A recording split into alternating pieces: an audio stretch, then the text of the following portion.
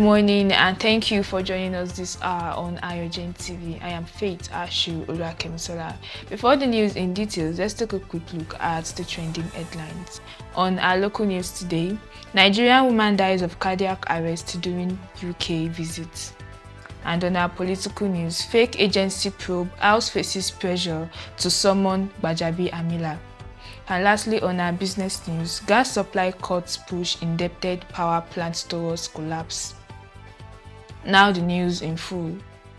On our local news, family members have launched a fundraising campaign to repatriate the remains of a Nigerian woman, Christiana Owusu, who reportedly died of cardiac arrest while visiting the United Kingdom.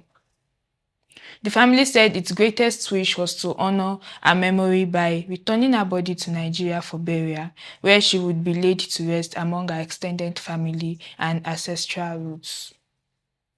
And on our political news, the House of Representatives ad hoc committee probing the controversial Presidential Foreign Investment Promotion Council has come under growing pressure to widen its investigation by inviting Chief of Staff of the President, Femi Gbajabiamila, even as lawmakers ordered the Inspector General of Police to produce the alleged promoter of the non-existent agency, Adeniyi Adeyemi, for questioning on Wednesday. The calls intensified after the committee on Monday directed the Inspector General of Police, Olatunji Disu, to produce Adeyemi before lawmakers on Wednesday to answer questions arising from testimonies already received from senior government officials. However, fresh questions were raised over why Gbajabiamila had not been invited to testify despite Adeyemi's alleged statements linking him to the attempted establishment of the council.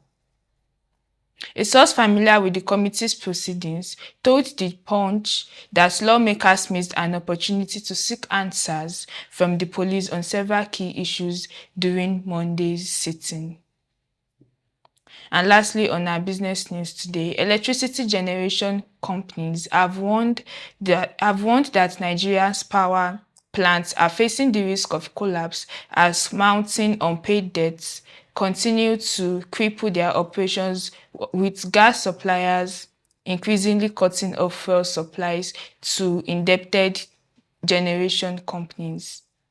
The Association of Power Generation Companies said the worsening liquidity crisis in the Nigerian electricity supply industry had left several generation companies struggling to remain operational, warning that the country's electricity supply could deteriorate further if the federal government failed to address the sector's financial challenges through sustainable reforms.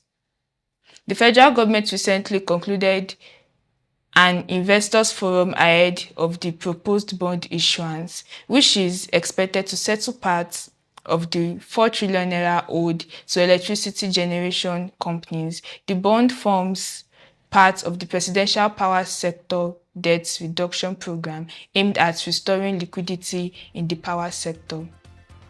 That'll be all for now. I am Faith Ashu Oluwakemisola. Do have a great day ahead.